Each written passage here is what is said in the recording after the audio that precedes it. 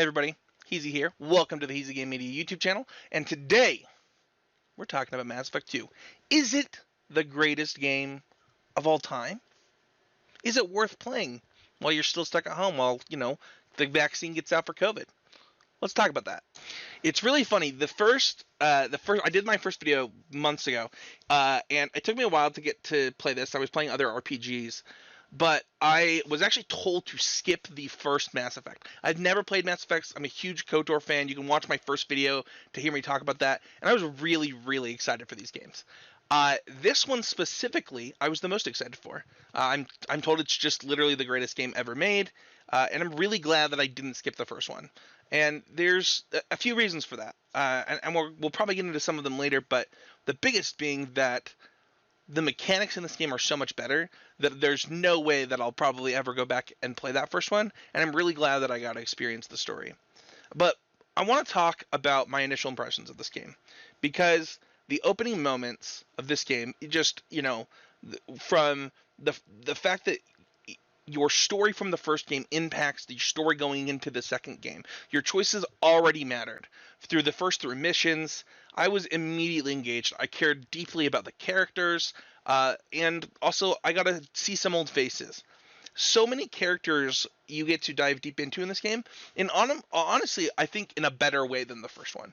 I think that if you care about an individual character in this game, you really got to experience that character and help them and care more about them, and I really, really liked that.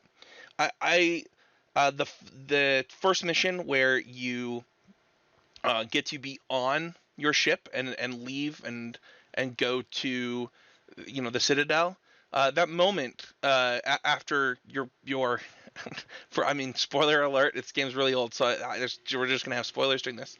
That moment where you get to be brought back to life and start building your team, and you get on the Normandy, that was really cool. I think I have a video on my Twitter where I'm like getting onto the Normandy and it's taking off. I'm just like, this game is amazing. And it was only like, I don't know, it might have been less than an hour in. So I want to give kind of different ratings for this. If you guys listen to the Need to Nerd podcast, you'll know that we typically give ratings on a scale of 1 to 5. I want to give this game initial ratings right off the bat and just kind of talk about a few things. So the story, I'm going to be doing grade ratings rather than a 1 to 5, and we're going to give this story an A-. And honestly, the reason that it's not an A+ or an A is I believe that the end of this game was not very good. Outside of that, though, I was completely captivated the entire time. And, I think that the biggest problem with that is some of the I'm gonna try and be mostly spoiler free. Like, obviously you die in like not die, but like you're dead in like the first scene of the game, so I didn't feel like that was too big of a spoiler. But I really didn't like the ending of this game, and I didn't like some of the villains of this game. We'll talk about that a little bit, but that's why A- for the story. For the gameplay, holy crap, this is just a slam dunk A. This gameplay is so much better than the first game, and honestly, as I said before, I'm really glad that I played Mass Effect 1 first, because I don't know that I would have had the same enjoyment playing Mass Effect 1 had I played Mass Effect 2 first. So if anybody ever tells you to skip it, don't. Put yourself through playing that first one. That story is so good, you should experience it for the most enjoyment that you possibly could. But for this one, it's a lot smoother. It's less clunky. There's no tank to play with. There's just, the controls are great. The overall gameplay just feels really smooth in this. It's crazy to think like what year this game came out and how crisp and clean it still felt, holding my Xbox controller and playing this game. It was beautiful. And then finally we have replayability, and I think this one is even more of a slam dunk. I would actually just go above and beyond an A. Like, that's the only way you can get an A+, and I believe this game does it. I believe that this game is a complete slam dunk on replayability. I will play this game again, hands down, all the way through. The DLC I'm gonna play as well. I'm gonna try different things. In this specific playthrough, my first time, I was almost 100% Paragon. But I think that, trying this game out as Renegade, trying to learn different things about different characters, choosing different things in different situations. That's one of the things that I loved a lot about KOTOR that I did again and again, and I'm definitely going to be doing that with Mass Effect 2. So overall, we got an A minus, an A, and an A plus. So this game is crushing it from initial ratings. But I want to get into really deep, spoiler territory.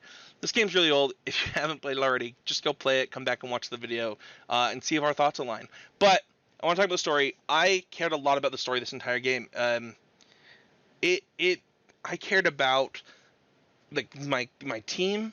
I cared about the future of this universe. It was so easy to dive into each and every character. There was actually, I think, only one that I didn't care about that much, but it was so easy to just dive in to Miranda, to let's just go into my favorite storylines. I think that's the best thing to do from here. But Miranda was pretty easy. I cared deeply about Miranda and where she came from, who she came to be, why she is the way that she is. And her love for her sister was really evident during that specific mission, and it made her feel real and relatable. Miranda was easy to, I don't know, I think we've all had, moments that we feel like our parents could have done better, and hers were really extreme. And they took that feeling to the extreme. And I think that we've all seen parents that did take things like that to the extreme. Maybe it wasn't your parents, but you might have had friends that had that happen to them.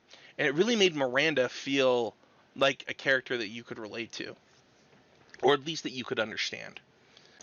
Next up, we have Tali. And Tali is from the first game. And I don't think that I cared as much about Tali in the first game, but I really enjoyed getting to know Tali better. And I honestly, I wish that I had done more with Tali in the first game, because easily the furthest that I went in here with Tali, her family, her people, her I don't know, her compassion. The entire thing was quite fun, and learning about her was something that I really got into. And I don't know, I was not that interested in her character in the first game, but in this game you really get to dive deep into her feelings and who she is, and I really enjoyed that. Next up we have Grunt, and what a sad story. I don't know if this is about just his race, the problems that come from that, but I felt bad for him the entire game. And that still was one of my favorite storylines. Having that emotion tied to this character that I felt bad for is still a good thing. I know that not all cultures are the same, but I just felt like Grunt never had a choice in his life, and that's not fun. I think it reflects deeply on the issues, even of humanity, where people are forced into choices of their culture, and they don't have any other options. And I think that, it makes for a character that you want to help in the way that they want help, but you also wonder if your help is really helping them. And Grunt made me question that. And the thing that was really cool about both the first Mass Effect game and this one is I tried to play it through my perspective of me, where it's like, what would I do? And, I don't know that I always made the right choice when playing Mass Effect 2, and I certainly don't know that I always did with Grunt. And I thought that was a really cool aspect to the story. And then I would say that finally we have Jack. Jack is I actually just probably won't spoil Jack's story because I think it's worth playing through if you haven't played through it and you're still watching for some reason. But I think that Jack is a true tragedy. Jack is a true tragedy. We're leaving that in. We're not even going to edit that out. I felt for Jack. I think that you will too. I think that it's hard not to. It goes to show just how terrible it is to ruin someone's childhood, to just steal their innocence, steal their life from them, and what that can do to somebody's future. And we really see that with Jack. And I don't know, it feels like it's so easy to get caught in both your own perception of things that are happening and have happened, as well as other people not realizing how their choices impact you, or how your choices can impact somebody in their development and who they become as a person. And Jack is a really great story of that. And it was a tragedy, like I said, and something that I don't know. I think I grew from playing Mass Effect 2. It's actually one of the reasons it was so hard to do this video is because I just didn't know what to say. I think the story is that good, and I think that Jax is one of the best parts of the story. Let's move on to the villains, because in the last video I talked about how I thought Zarin was just a great villain. I thought the villain, just the whole thing, the villains in the game of Mass Effect 1 were so good.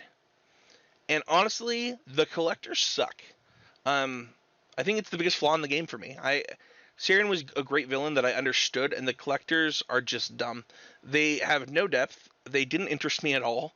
And I'm sure that if you love zombie movies and stuff like that, this is really cool for you. I am not a fan of zombie movies and things like that. And so for me, they just seemed like, I don't know, they were just zombies. I don't know. It just wasn't cool for me. And I don't know that it matters is the thing. Like we saw my initial ratings, right? Where I love this game. I'm going to play this game, a bunch of times. But those villains specifically don't make sense to me. And you don't really get to the point where, spoiler alert, like I said, there are going to be spoilers during this segment. But you don't get to the point where the Elusive Man is a villain in this game until the very last second. So it sets up, and by the way, I'm not very far into Mass Effect 3 yet, but I do plan on reviewing that one as well. But you don't get to the point where the villain makes sense, where it's like the villain has motives that interest you. Because I'm honestly, it doesn't feel like an extension of what was happening with Saren. It just feels like zombies eating brains. I don't know. But you know what? That's okay. I think that the story of the other people in the game is so good that is what's supposed to capture you in this game. The biggest plus in this game is no freaking tank. I complained about that so much in the first video, and not having it was amazing. Honestly, it was amazing. I do have some could be betters for this game. Obviously, we already talked about the collectors. I don't know. I wish that I knew what it was that I didn't like about it. Maybe more story behind. I can't remember the collector general's name. Maybe that would have been what I wanted. I'm not sure. But mining was kind of a lot. And it's not a problem because it was like something I could just do. But, the exploration and the mining was not as great as I would hope. There was just so much to do. And if you're like me, you're the type of person that wants to try and do everything. And, it's actually a complaint that one of my best friends has about video games like this.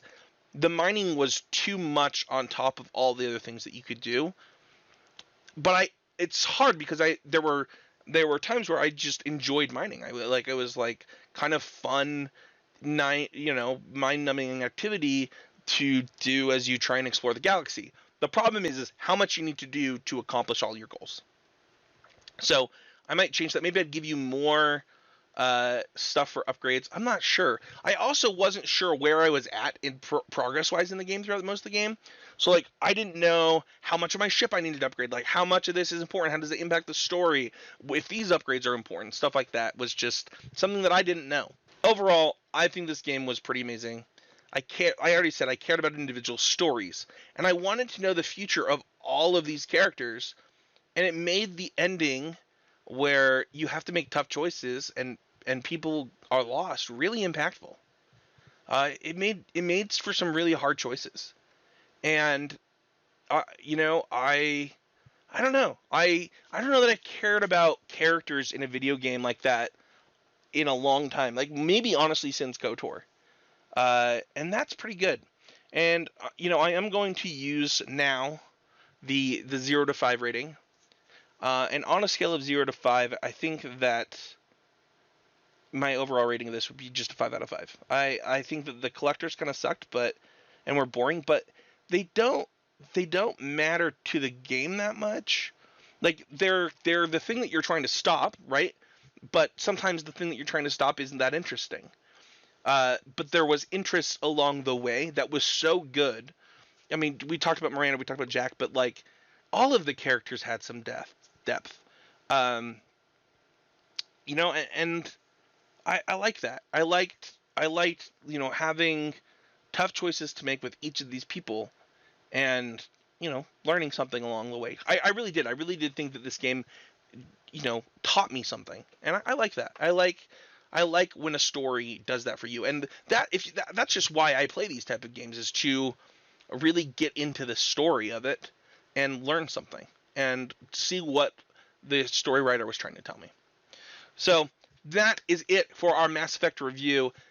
Thank you everybody so much for watching. It's a little bit shorter than our last one, but I wanted to make sure that it got done and got out there. You should play this game if you have not. If you've gotten this far, haven't played the game, I'm pretty sure it's on Xbox Game Pass. That's how I'm playing the third one.